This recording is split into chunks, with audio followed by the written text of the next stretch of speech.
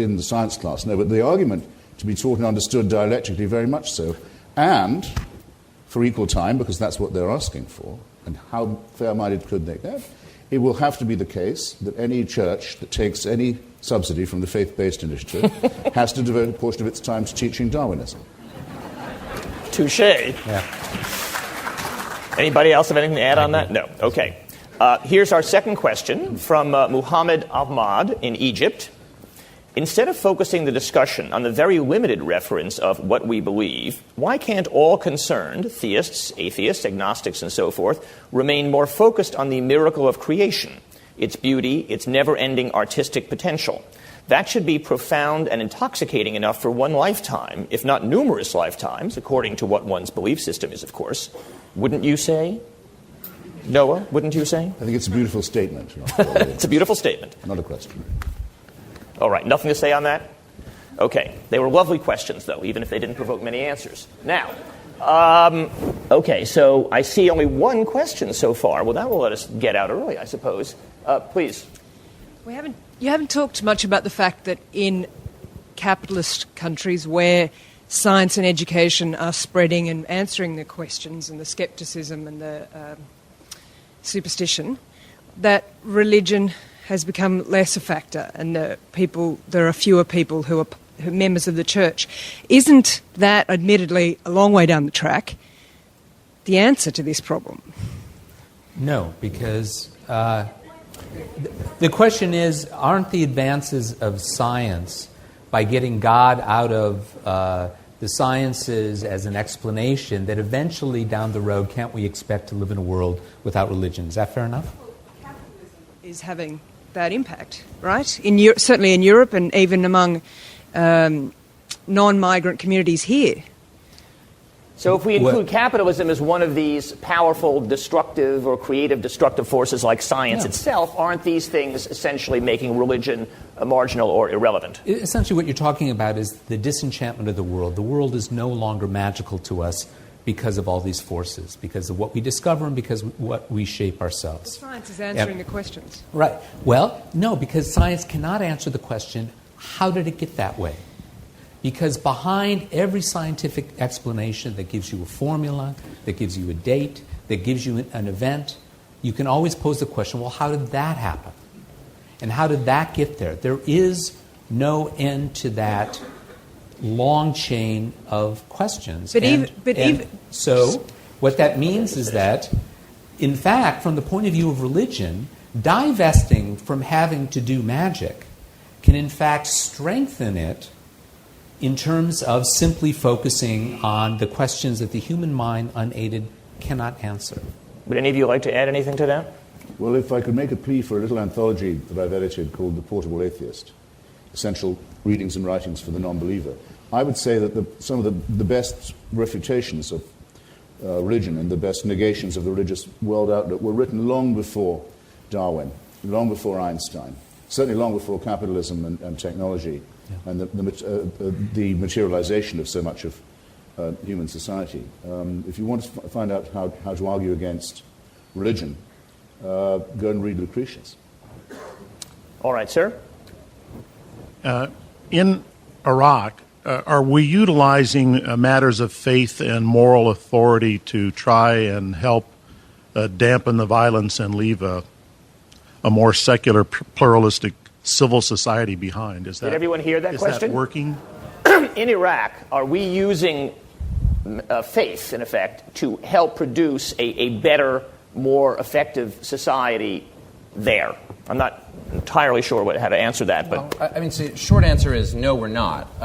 The plan A of the U.S. government folks in Iraq was that Iraq could become a secular, constitutionally secular society, and that this would have the salutary effects that you're talking about. The problem was they also said that it was going to be a democracy, which meant that people would get to vote. And once they did, in fact, vote, they elected politicians who strongly supported the idea that democracy and Islam should be made compatible and should both be incorporated into the constitutional structure. So that's what the constitutional structure says. It says, for better or worse, and it's not being implemented in practice either way, that the country is democratic, that there are regularized elections, that there are guarantees of equality for men and women, of religious liberty for all people. And it also says that the Sharia is the fundamental source of law, that Islamic law can be chosen by people for their family law disputes, and the tensions between these two views, and they're obviously profound, have not been worked out yet, mostly because the country is not being governed in an effective fashion. If it were governed in an effective fashion, we would see these tensions coming to the fore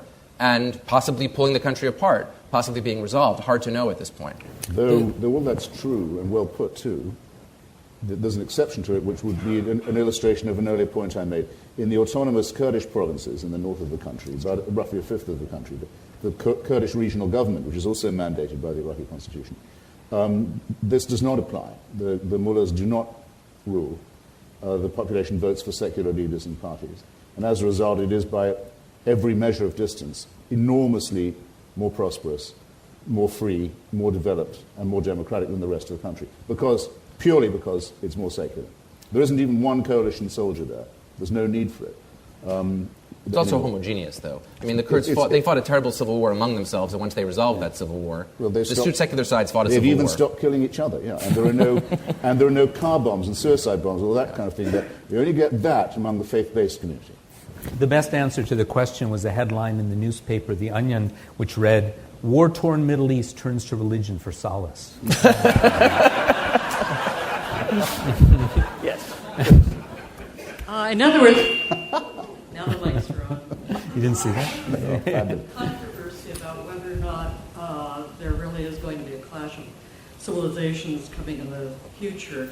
But I was wondering if you have an increasing secularism in the West and an increasing fundamentalism in the Orient or the East, how do you prepare? What is Plan B?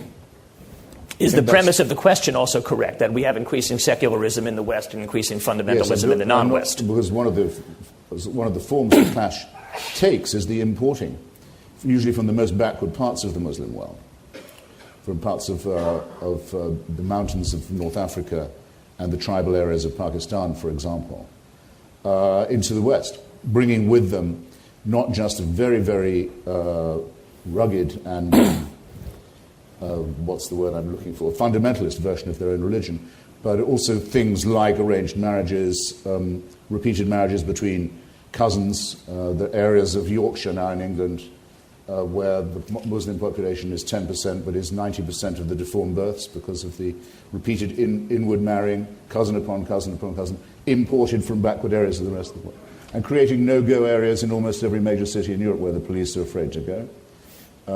This is part of the clash itself. And it's being appealed to, see, as part of the gorgeous multicultural mosaic. That's the form in which it's being infiltrated and proposed. That's the form in which people are reluctant to criticize it or give it its right name. You want to say something there? Okay, wait. That's the form in which the Archbishop of Canterbury proposes a capitulation to it and the imposition of Sharia law on England without a fight. Well, there will be a fight. Okay? Noah. I don't think that fundamentalism is on the wane in the West. We're a secular, in the United States at least. Europe is a different story. We're a capitalist society. There's no question about that. And yet, religion is of significance and rising significance, I think, still in our politics. So I would disagree on that front.